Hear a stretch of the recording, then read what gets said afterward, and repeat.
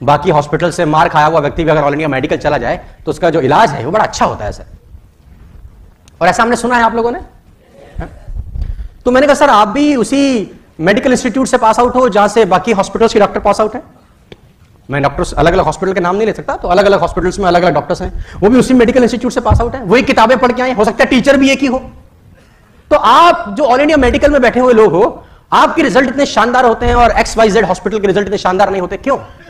ऐसा क्या ताकत है आप में, ऐसा क्या टैलेंट है आपके? हम समझना चाहते हैं, पूरा देश समझना चाहता है। उसने बोला शर्मा जी बड़ा सिंपल है। तो मैंने बोला क्या? बोला एक्सपीरियंस। मैंने बोला एक्सपीरियंस मतलब? बोला एक्स हॉस्पिटल का डॉक्टर पूरे 2 महीने में जितनी ओपीडी देखता होगा, कह रहा मैं 2 दिन में देखता हूं। 2 महीने में जितने केस देखता होगा, मैं 2 दिन में मेरी आंखों के सामने से निकल जाते हैं। उसके लिए कोई केस नया हो सकता है, मेरे लिए वही केस 100 बार आ चुका है। मैं ह्यूमन साइकोलॉजी समझ गया। अगर आप ह्यूमन साइकोलॉजी समझ गए तो सेल में आप मास्टर हो सकते हैं।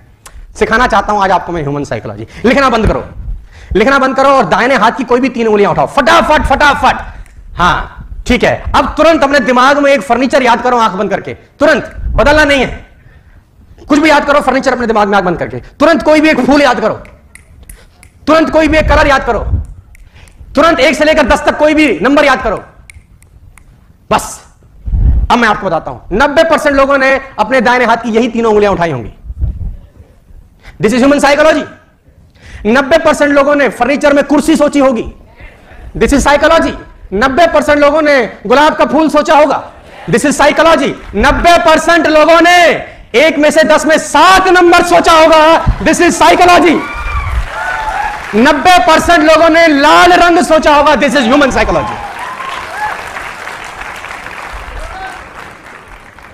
लोग एक जैसे ही होते हैं साथियों, आपको डील करना आना चाहिए बस। लोग अलग अलग नहीं होते, ऑल पीपल आर सेम। सबकी ये प्रोग्रामिंग करी गई है बचपन से ही, कंपटीशन की और कंपैरिजन की। स्कूल में कंपटीशन, घर में कंपटीशन, भाई बहन का आपस में कंपटीशन। वो बहुत अच्छा है पढ़ाई में, तू बिल्कुल बेकार है।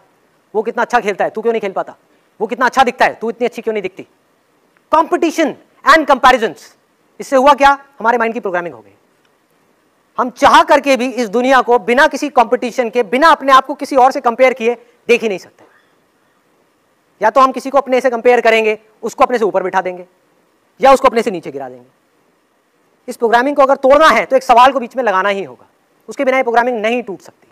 आप ऑटो पायलट पे चलते ही चले जाओगे, फंसते ही चले जाओगे, आपको समझ ही नहीं आएगा कि मेरी प्रॉब्लम्स की जड़ क्या है। आपके पास में एक छोटी गाड़ी है, आपने देखा कि आपका जो पड़ोसी है उसके पास में भी छोटी गाड़ी थी, अब वो एक बड़ी गाड़ी ले आया। आपके पास में सेंट्रो है, वो होंडा सिटी ले आया। आपका बहुत खास दोस्त है, वो भी इंजीनियर है, आप भी इंजीनियर हो, दोनों एक तरह का काम करते हैं। अब जब भी आप उसकी गाड़ी को देखोगे तो क्या होगा? कंपैरिजन आएगा कि उसके पास में ये है, मेरे पास में ये नहीं है। तो आपके अंदर एक डिजायर उठेगा उस लेवल पे, बल्कि डिजायर नहीं, सबसे पहले एक विश उठेगी कि काश मेरे पास भी एक ऐसी बड़ी गाड़ी हो। अब ये विश धीरे धीरे जैसे जैसे आप उसकी गाड़ी को देखते चले जाओगे, उसके बारे में सोचते चले जाओगे, ये डिजायर बन जाएगी। अब देखो ये डिजायर किस तरीके से फंसाएगा आपको, कि आपने उसके वो गाड़ी देखी और आपके अंदर डिजायर उठा कि मुझे ये गाड़ी चाहिए, बड़ी गाड़ी चाहिए, और आपका दिमाग चलना शुरू हो गया। माइंड में इमेजिनेशन आनी शुरू हो गई कि मुझे चाहिए चाहिए चाहिए चाहिए चाहिए। आपने रास्ते निकालने शुरू कर दिए। इन डिजायर्स के अकॉर्डिंग माइंड ऑटोमेटिकली रास्ता निकालता है कि अब ये कैसे मिल सकती है, जल्दी से जल्दी ये कैसे मिल सकती है।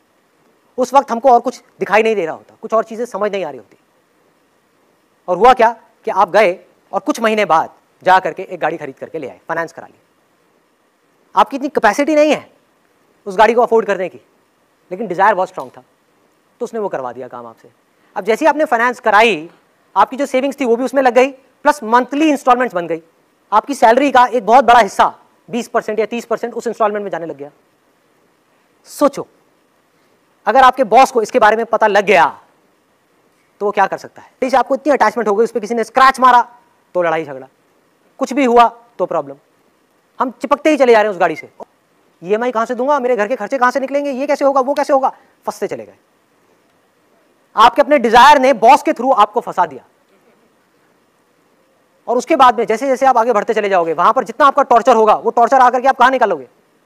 अपने घर पे, अपनी फैमिली पर गुस्सा करोगे। तुम्हें पता नहीं है मेरे पे कितना प्रेशर है, मेरे पे कितना स्ट्रेस है। इस स्ट्रेस को क्रिएट किसने किया? जहां आपके डिजायर्स की वजह से आपने अपनी चादर से ज्यादा पैर फैलाए, प्रॉब्लम शुरू। अब सोचो इसमें करना क्या है, इस सिचुएशन से कैसे निकल सकते हैं? कि जिस वक्त हमारे अंदर ये डिजायर उठे कि मुझे भी ये बड़ी गाड़ी चाहिए या कुछ भी चाहिए, तो अपने आप से रुक करके पूछना है क्या सच में मुझे चाहिए, या सिर्फ कंपैरिजन की वजह से, कंपटीशन की वजह से मैं अननेसेसरी अपने ऊपर एक प्रेशर क्रिएट कर रहा हूं। Do I really need it? जहां आपने सवाल पूछा, आप इस पूरी की पूरी प्रॉब्लम से 1 सेकंड में बाहर आ गए। ये पहला बड़ा इंपॉर्टेंट फेस है कि आप देख लें, आपने अलार्म लगाया सुबह 4 बजे का, और शाम को आप एकदम ताव में है कि बस कल 4 बजे कुछ भी हो जाए, खत्म सारी नाटकबाजी। और रात में आप एकदम ताव में है कि कुछ नहीं, कल चाहे जान देना पड़े लेकिन सुबह उठना है। अलार्म लगाया आपने, सुबह 4 बजे अलार्म बजा। अब आपके इस मन ने ये नहीं कहा कि नहीं उठना है ना, ये तो ये कहेगा ही नहीं, ये इसकी खूबसूरती है सर, ये नहीं कहता ही नहीं। ये आपसे पता क्या कहेगा कि 5 मिनट यार, 5 मिनट में कुछ बिगड़ता है? आपको भी लगता है कि हाँ यार 5 मिनट में क्या, 4 बज रहा, 4-5 पे उठ जाएंगे सर। आप इसकी चालाकियां समझो सर। और आपने आंख बंद कर ली, और जैसे ही आपने आंख बंद की, अगली बार जो आपकी नींद खुली तो 8:30 सुबह बज रहे थे। मजा तब आएगा सर, तभी आपको जलील करेगा कि देखो तुम उठ ही नहीं पा रहे हो, तुमसे कुछ। और पूरा दिन आपका भारी रहेगा, आपको पता नहीं चलेगा, क्योंकि ये जलील कर रहा है ना अंदर से। आप उखड़े हुए हैं, पूरे दिन पढ़ाई नहीं हो पा रही। अब अगर वहीं पर ही आपसे कहते कि चलो यार आज कोई बात नहीं, कल कर लेंगे, ना जलील करेगा ये आपको। पूरा दिन आप डिस्टर्ब रहेंगे। ये बार बार कहता रहेगा 4 बजे उठ ही नहीं पाए, 4 बजे उठ लिए होते तो 5 घंटा पढ़ लिए होते। अरे तो भैया 8:30 बजे से 5 घंटे पढ़ लो, वो करने नहीं देगा वो। ये इसकी चालाकियां हैं। 31 दिसंबर को हजारों लोग कसमें खाते हैं, हमने भी कभी खाई थी, कि 1 जनवरी से कोई सिगरेट नहीं पीना, खत्म। और अब भाई साहब रात में कसम कि कल से खत्म, कोई सिगरेट नहीं, और माँ बाप का पैसा बर्बाद नहीं करना। और बहुत बदतमीजी यार, ये क्या है, पढ़ाई नहीं हो रही, सिगरेट पी रहे हैं, ये कर रहे हैं, वो कर, कसम खा ली। 1 जनवरी दोपहर 12 बजे ये कहता है कि अरे सिगरेट ऐसा थोड़ी है, नेहरू जी पीते थे। बड़े बड़े लोगों का नाम याद कराएगा। अब देखा, आप इसकी चाल देखिए, बड़े बड़े लोगों का नाम फेंकेगा आपके सामने। ओ फिदल कास्त्रो इतना बड़ा रूलर था, वो सिगार पीता था, सद्दाम हुसैन पीता था, सब पागल थे। आपने कहा नहीं हम नहीं पिएंगे, हम कसम नहीं, स्वामी विवेकानंद नहीं पीते थे। फिर ये कुछ देर शांत रहेगा सर। फिर कहेगा कि अरे दिन में 5 पीने से क्या आ जाता है, एक सुबह पी लो, एक दोपहर पी लो, फ्रेश होने के लिए पी लो। सिगरेट पी के माइंड ही तो फ्रेश करके पढ़ना ही तो है। एक इंटरेस्ट आपका जोड़ देगा कि सिगरेट पी और पढ़ाई। आप फिर भी झांसे में नहीं आया कि बड़े सारे अच्छे लोग थे, कभी सिगरेट, सदगुरु सिगरेट नहीं पीते, उनसे ध्यान नहीं होता। फिर ये चुप हो जाएगा। फिर 1 घंटे बाद एक्टिव होगा कि अरे एक पीने से क्या होता है, एक आदमी तो धीरे धीरे ही कोई चीज छोड़ता है ना कहीं ये आपको तोड़ेगा सर, पूरी ताकत लगाएगा लास्ट तक, और एक पिला देगा सर। और जब एक पिला देगा फिर कहेगा जब एक पी लिए कसम टूटी गई, तो अब अगले साल देखेंगे। इसकी जो चालाकियां हैं सर, उनको देखना बहुत बड़ी बात है, मन को समझना बहुत। यही इसीलिए हिंदुस्तान में एक शब्द है दर्शन। फिलॉसफी के लिए जो हमने वर्ड बनाया है वो है दर्शन, देखकर, learning by seeing. Western philosophy love for knowledge, उनकी डेफिनेशन अलग है। हमारी फिलॉसफी का जो वर्ड है दर्शन, लर्निंग बाय सीइंग। बुद्ध ने किसी यूनिवर्सिटी में नहीं सीखा स्पिरिचुअलिज्म, देखा। क्या देखा? एक ओल्ड मैन को देखा, एक डेड बॉडी को देखा, एक बीमार आदमी को देखा, और एक सन्यासी को देखा। वहां से क्यूरियोसिटी पैदा हुई। हमारी तो एजुकेशन पॉलिसी ने हमारी क्यूरियोसिटी को तो मार ही डाला। दर्शन। अगर आप मन की इन छोटी छोटी चालाकियों को पकड़ने लगे सर, छोटी छोटी, वो पहला चरण है सर, फर्स्ट फेज। और एग्जाम्पल देगा कि अभी 21 साल उम्र है, अभी तो हम पापा भी कह रहे थे अभी कोई ज्यादा जरूरी नहीं है, अभी तो 21 ईयर एज है, अगली बार दे लेंगे। इसके टालने की आदत है सर।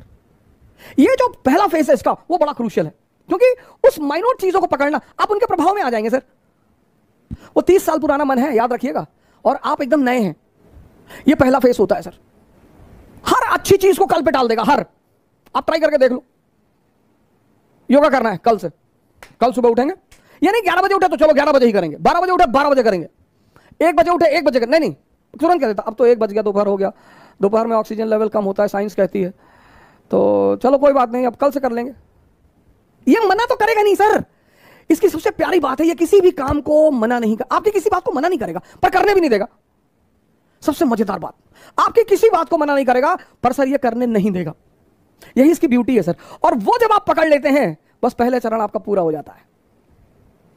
जहां आपने उस बात को पकड़ा कि अरे यार ये तो 15 दिन से मुझे सुबह उठने ही नहीं दे रहा, और सर ये रिपीट करेगा, दूसरे दिन शाम को भी आप कहेंगे कि कल तो उठना ही है, हाँ कहेगा बिल्कुल एकदम उठना है, और 3:50 पे उठना है, फिर सुबह वही नाटक कर देगा। ये पहला चरण है, बड़ा क्रूशियल चरण है, बड़ा प्यारा चरण है सर, इसकी चालाकियों को पकड़